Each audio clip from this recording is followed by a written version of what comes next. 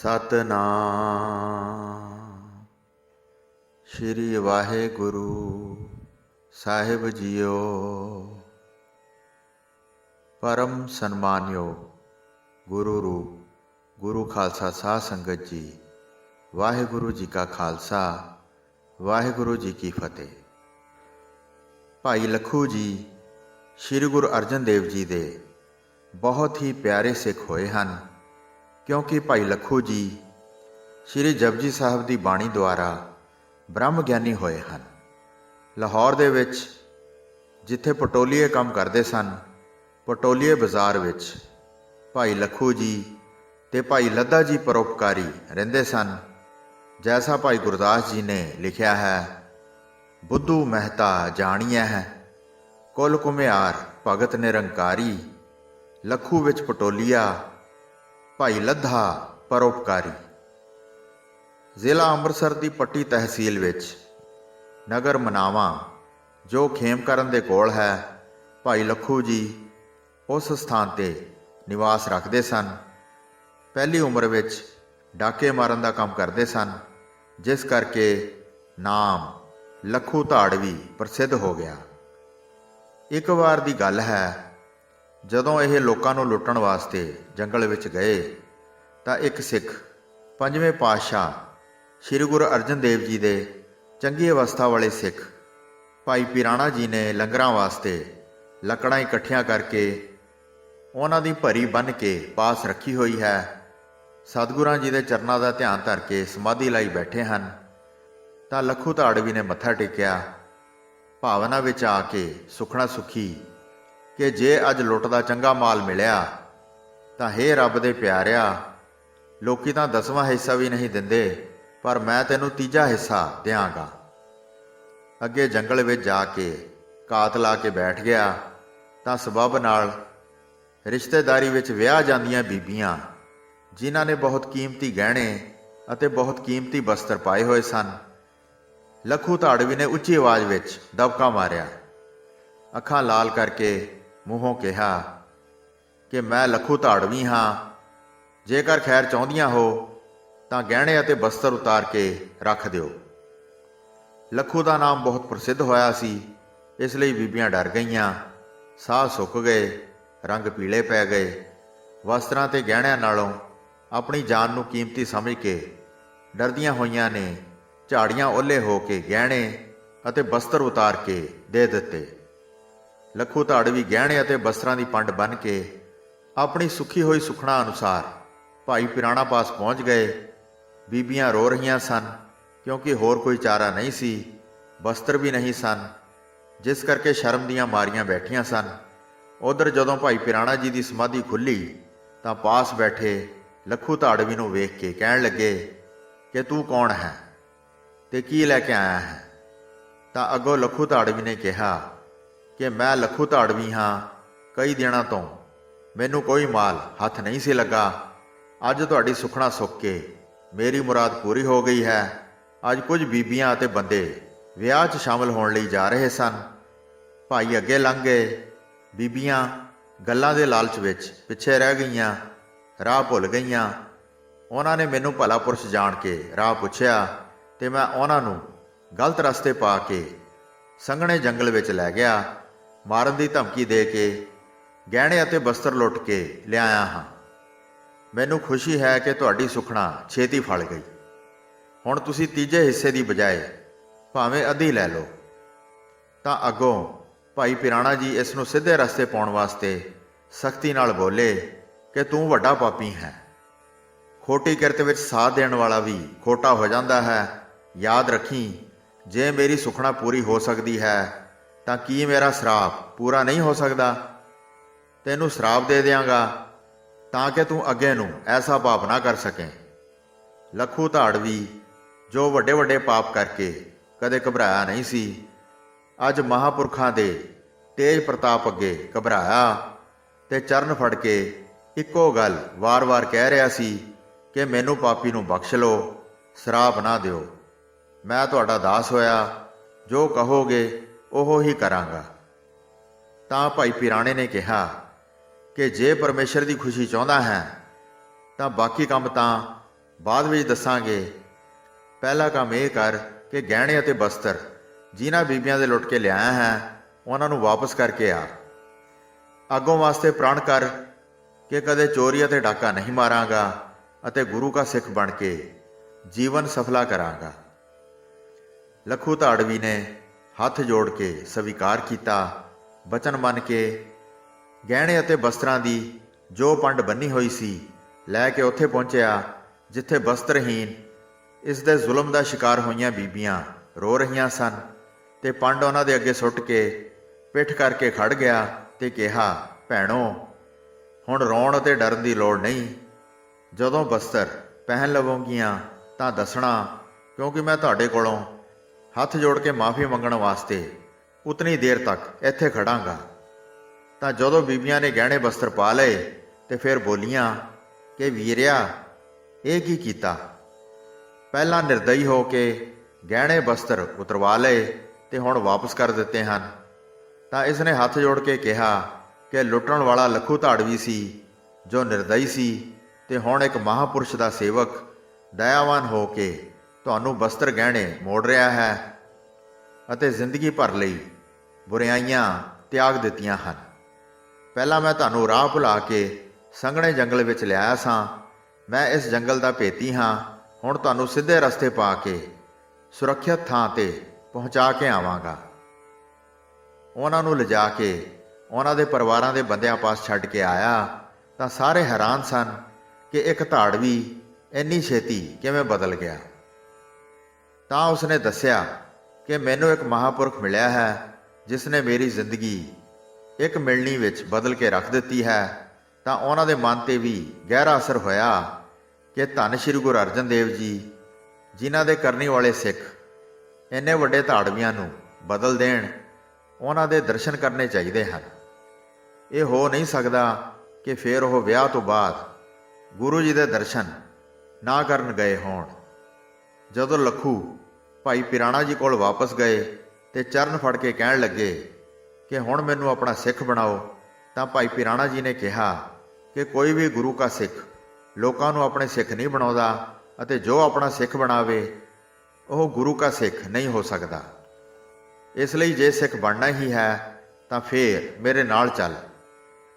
ਸਿੱਖੀ ਦੇ ਦਾਤਾ ਗੁਰੂ ਜੀ ਕੋਲੋਂ ਤੈਨੂੰ ਸਿੱਖੀ ਦੀ ਦਾਤ ਲੈ ਕੇ ਦਿੰਦਾ ਹਾਂ। ਤਾਂ ਭਾਈ ਪਿਰਾਣਾ ਜੀ ਦੇ ਨਾਲ ਲੱਖੂ ਚੱਲ ਕੇ ਗੁਰੂ ਜੀ ਦੇ ਚਰਨਾਂ ਵਿੱਚ ਪਹੁੰਚ ਗਿਆ। ਸ਼੍ਰੀ ਗੁਰੂ ਅਰਜਨ ਦੇਵ ਜੀ ਦੇ ਚਰਨੀ ਪੈ ਗਿਆ। ਤਾਂ ਪਹਿਲਾਂ ਤਾਂ ਸਤਿਗੁਰੂ ਜੀ ਭਾਈ ਪਿਰਾਣਾ ਜੀ ਦੇ ਪਰਉਪਕਾਰ 'ਤੇ ਬਹੁਤ ਪ੍ਰਸੰਨ ਹੋਏ ਕਿ ਤੂੰ ਬਹੁਤ ਵੱਡਾ ਪਰਉਪਕਾਰ ਕਰਕੇ ਆਇਆ ਹੈ। ਭਾਈ ਗੁਰਦਾਸ ਜੀ ਨੇ ਲਿਖਿਆ ਹੈ, ਪਰਉਪਕਾਰੀ ਗੁਰੂ ਪਿਆਰੇ। ਤਾਂ ਸਤਿਗੁਰੂ ਜੀ ਨੇ ਲੱਖੂ ਦੀਆਂ ਮਾੜੀਆਂ ਆਦਤਾਂ ਛੁਡਾ ਕੇ ਜਿੰਨੀਆਂ ਲੋਕਾਂ ਦੀਆਂ ਵਸਤੂਆਂ ਚੁਰਾ ਕੇ ਘਰ ਰੱਖੀਆਂ ਹੋਈਆਂ ਸਨ, ਸਭ ਲੋਕਾਂ ਨੂੰ ਵਾਪਸ ਕਰਵਾ ਦਿੱਤੀਆਂ। ਚਰਨਾ ਅੰਮ੍ਰਿਤ ਦੇ ਕੇ ਸਿੱਖ ਬਣਾਇਆ। ਨਾਮ ਦੀ ਦਾਤ ਬਖਸ਼ੀ। ਲੱਖੂ ਨੇ ਸਿੱਖ ਬਣ ਕੇ 21 ਪਾਠ ਜਪਜੀ ਸਾਹਿਬ ਦੇ ਕਰਨ ਦਾ ਸੰਕਲਪ ਕਰ ਲਿਆ ਅਤੇ ਲਾਹੌਰ ਵਿੱਚ ਨਿਵਾਸ ਕੀਤਾ ਅਤੇ ਪ੍ਰਣ ਕਰ ਲਿਆ ਕਿ ਰੋਟੀ ਉਸ ਮਾਈ ਦੇ ਹੱਥੋਂ ਖਾਣੀ ਹੈ ਜਿਸ ਨੇ ਜਪਜੀ ਸਾਹਿਬ ਕੰਠ ਕੀਤਾ ਹੋਵੇ। ਤੇ ਭਾਈ ਸਾਹਿਬ ਦਾ ਇਤਨਾ ਪ੍ਰਭਾਵ ਪਿਆ ਕਿ ਲਾਹੌਰ ਵਿੱਚ ਰਹਿੰਦੇ ਹਰ ਘਰ ਨੂੰ ਇਹ ਉਤਸ਼ਾਹ ਸੀ ਕਿ ਇਸ ਮਹਾਂਪੁਰਖ ਨੂੰ ਪ੍ਰਸ਼ਾਦਾ ਛਕਾਈਏ। ਲਾਹੌਰ ਦੀਆਂ ਸਾਰੀਆਂ ਬੀਬੀਆਂ ਨੂੰ ਜਪਜੀ ਸਾਹਿਬ ਕੰਠ ਹੋ ਗਿਆ। ਇਤਨਾ ਪ੍ਰਚਾਰ ਹੋਇਆ ਕਿ ਸਾਰੀਆਂ ਬੀਬੀਆਂ ਨਿਤਨੇਮੀ ਬਣ ਗਈਆਂ। ਇਸੇ ਸ਼ਹਿਰ ਵਿੱਚ ਭਾਈ ਬੁੱਧੂ, ਜੋ ਕਿ ਜਾਤੀ ਦਾ ਘੁਮਿਆਰ ਸੀ, ਗੁਰੂ ਤੇ ਭਰੋਸਾ ਰੱਖਣ ਵਾਲਾ ਸਿੱਖ ਰਹਿੰਦਾ ਸੀ। ਆਏ ਗਏ ਸਿੱਖ ਸਾਧ ਦੀ ਸ਼ਰਧਾ ਨਾਲ ਸੇਵਾ ਕਰਦਾ, ਧਰਮ ਕਿਰਤ ਨੂੰ ਸਫਲਿਆਂ ਕਰਦਾ। ਇਸ ਨੇ ਆਪਣੇ ਕਾਰੋਬਾਰ ਨੂੰ ਵਧਾਉਣ ਲਈ ਹਜ਼ਾਰਾਂ ਰੁਪਏ ਕਰਜ਼ਾ ਚੁੱਕ ਕੇ ਇੱਟਾਂ ਪਕਾਉਣ ਲਈ ਆਵਾ ਤਿਆਰ ਕੀਤਾ। ਭਾਈ ਬੁੱਧੂ ਜੀ ਨੇ ਇੱਟਾਂ ਦਾ ਪੰਜਾਵਾ ਲਾਇਆ, ਬਹੁਤ ਸਾਰਾ ਧਨ ਖਰਚਿਆ। ਸੈਂਕੜੇ ਬੰਦੇ ਕੰਮਾਂ-ਕਾਰਾਂ ਵਾਸਤੇ ਲੱਗੇ ਹੋਏ ਸਨ, ਜਿਨ੍ਹਾਂ ਨੂੰ ਸ਼ਾਮ ਦੇ ਵਕਤ ਦਿਹਾੜੀ ਦਿੰਦਾ ਸੀ। ਕੁਝ ਕੁ ਮਹੀਨਿਆਂ ਵਿੱਚ ਕੱਚੀਆਂ ਇੱਟਾਂ ਦੇ ਚਿਣਨ ਦਾ ਕੰਮ ਸਮਾਪਤ ਹੋਇਆ। ਆਵੇ ਨੂੰ ਅੱਗ ਦੇਣ ਤੋਂ ਪਹਿਲਾਂ ਗੁਰੂ ਜੀ ਦੇ ਚਰਨਾਂ ਵਿੱਚ ਪਹੁੰਚਿਆ ਕਿ ਮੇਰਾ ਕਾਰਜ ਨਿਰਵਿਘਨ ਸਹਿਤ ਸੰਪੂਰਨ ਹੋਵੇ। ਇਹ ਸੋਚ ਕੇ ਇੱਕ ਰਾਤ ਰਸਤੇ ਵਿੱਚ ਬਤੀਤ ਹੋਈ। ਗੁਰੂ ਰਾਮਦਾਸ ਜੀ ਦੀ ਨਗਰੀ ਪਹੁੰਚਿਆ। ਪਹਿਲਾਂ ਖੂਹ ਤੇ, ਫਿਰ ਅੰਮ੍ਰਿਤ ਸਰੋਵਰ ਤੇ ਇਸ਼ਨਾਨ ਕੀਤਾ। ਇਸਨੇ ਸਤਿਗੁਰੂ ਜੀ ਦੀ ਅਸੀਸ ਲੈਣ ਵਾਸਤੇ ਸਤਿਗੁਰੂ ਜੀ ਦੇ ਚਰਨ ਕਮਲਾਂ ਤੇ ਮੱਥਾ ਟੇਕਿਆ ਤੇ ਭੇਟਾ ਰੱਖੀ। ਬੇਨਤੀ ਕੀਤੀ ਕਿ ਮਹਾਰਾਜ ਅਸੀਸ ਬਖਸ਼ੋ ਤਾਂ ਕਿ ਮੇਰਾ ਆਵਾ ਪੱਕਾ ਨਿਕਲੇ। ਗੁਰੂ ਜੀ ਨੇ ਭਾਈ ਬੁੱਧੂ ਤੇ ਕਿਰਪਾ ਦ੍ਰਿਸ਼ਟੀ ਕੀਤੀ। ਕਿਰਪਾ ਭਰੇ ਨੇਤਰਾਂ ਨਾਲ ਤੱਕ ਕੇ ਕਿਹਾ ਕਿ ਗੁਰਸਿੱਖਾਂ ਦੀ ਭਾਵਨਾ ਨਾਲ ਸੇਵਾ ਕਰਨ ਤੋਂ ਕੰਮ ਸਿੱਧ ਹੋਵੇਗਾ। ਘਰ ਵਿੱਚ ਲੰਗਰ ਤਿਆਰ ਕਰਕੇ ਸਿੱਖਾਂ ਨੂੰ ਛਕਾਉਣ ਨਾਲ ਗੁਰੂ ਦੀ ਖੁਸ਼ੀ ਹੋਵੇਗੀ। ਖਿਆਲ ਰੱਖਣਾ ਕੋਈ ਸਿੱਖ ਭੁੱਖਾ ਨਾ ਜਾਵੇ। ਗੁਰੂ ਜੀ ਦੇ ਚਰਨਾਂ ਤੇ ਮੱਥਾ ਟੇਕ ਕੇ ਸਤ ਬਚਨ ਕਹਿੰਦਾ ਹੋਇਆ ਵਾਪਸ ਪਰਤਿਆ। ਲਾਹੌਰ ਪਹੁੰਚ ਕੇ ਕੱਚੀਆਂ ਇੱਟਾਂ ਨੂੰ ਪਕਾਉਣ ਲਈ ਆਵੇ ਨੂੰ ਅੱਗ ਦਿੱਤੀ ਤੇ ਕੁਝ ਦਿਨਾਂ ਬਾਅਦ ਸਤਿਗੁਰੂ ਜੀ ਦਾ ਬਚਨ ਚੇਤੇ ਕਰਕੇ ਮੈਂ ਸਿੱਖਾਂ ਨੂੰ ਲੰਗਰ ਤਿਆਰ ਕਰਕੇ ਛਕਾਵਾਂ, ਜਿਸ ਕਰਕੇ ਮੇਰਾ ਕਾਰਜ ਰਾਸ ਹੋਵੇ ਤੇ ਗੁਰੂ ਜੀ ਦੀ ਖੁਸ਼ੀ ਲਵਾਂ।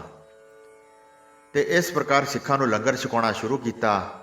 ਭੋਜਨ ਵਰਤਨ ਪਿੱਛੋਂ ਭਾਈ ਲੱਖੂ ਜੀ ਆ ਗਏ ਤੇ ਭੋਜਨ ਬਾਰੇ ਭਾਈ ਬੁੱਧੂ ਨੇ ਕਿਹਾ ਕਿ ਸਿੱਖਾਂ ਨੂੰ ਭੋਜਨ ਛਕਾ ਰਿਹਾ ਹੈ, ਮੈਂ ਵੀ ਗੁਰੂ ਦਾ ਸਿੱਖ ਹਾਂ, ਮੈਨੂੰ ਵੀ ਛਕਾ। ਇਸਨੇ ਬੇਰੁਖੀ ਨਾਲ ਉੱਤਰ ਦਿੱਤਾ ਕਿ ਤੈਨੂੰ ਸਮੇਂ ਸਿਰ ਆਉਣਾ ਚਾਹੀਦਾ ਸੀ, ਹੁਣ ਤਾਂ ਲੰਗਰ ਵਰਤ ਚੁੱਕਾ ਹੈ। ਭਾਈ ਲੱਖੂ ਉੱਥੇ ਹੀ ਖੜਾ ਰਿਹਾ। ਜਦੋਂ ਪ੍ਰਸ਼ਾਦਾ ਛਕ ਕੇ ਇੱਕ ਸਿੱਖ ਨੇ ਅਰਦਾਸ ਕੀਤੀ ਕਿ ਮਹਾਰਾਜ ਜੀ, ਭਾਈ ਬੁੱਧੂ ਜੀ ਨੇ ਆਪ ਜੀ ਦੀਆਂ ਸੰਗਤਾਂ ਨੂੰ ਪ੍ਰਸ਼ਾਦਾ ਛਕਾਇਆ ਹੈ, ਇਸ ਨੇ ਬੜੇ ਪ੍ਰੇਮ ਨਾਲ ਸੇਵਾ ਕੀਤੀ ਹੈ, ਇਸ ਦਾ ਆਵਾ ਪੱਕਾ ਨਿਕਲੇ।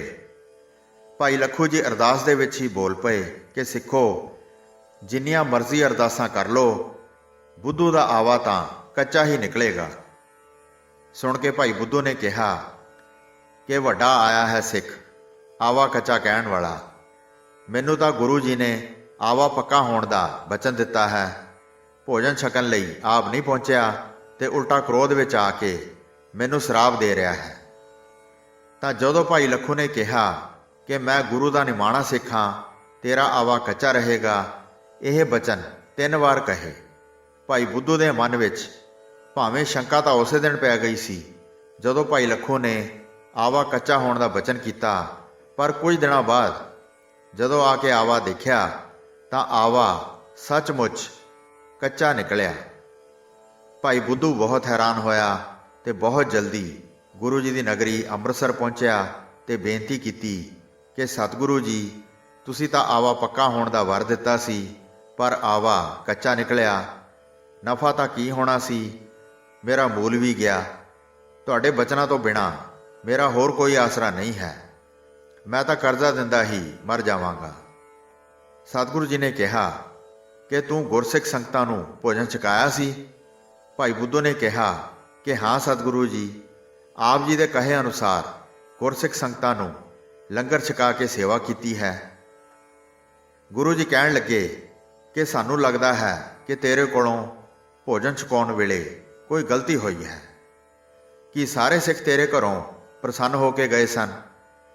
ਫਿਰ ਭਾਈ ਬੁੱਧੂ ਜੀ ਨੇ ਹੱਥ ਜੋੜ ਕੇ ਕਿਹਾ ਕਿ ਹੋਰ ਤਾਂ ਪ੍ਰਸੰਨ ਹੋ ਕੇ ਛਕ ਗਏ ਸਨ, ਪਰ ਭੋਜਨ ਵਰਤੇ ਤੋਂ ਇੱਕ ਸਿੱਖ ਆਇਆ ਸੀ ਜਿਸ ਨੂੰ ਮੈਂ ਭੋਜਨ ਨਹੀਂ ਦਿੱਤਾ। ਉਸਨੇ ਕਿਹਾ ਸੀ ਕਿ ਤੇਰਾ ਆਵਾ ਕੱਚਾ ਰਹੇਗਾ।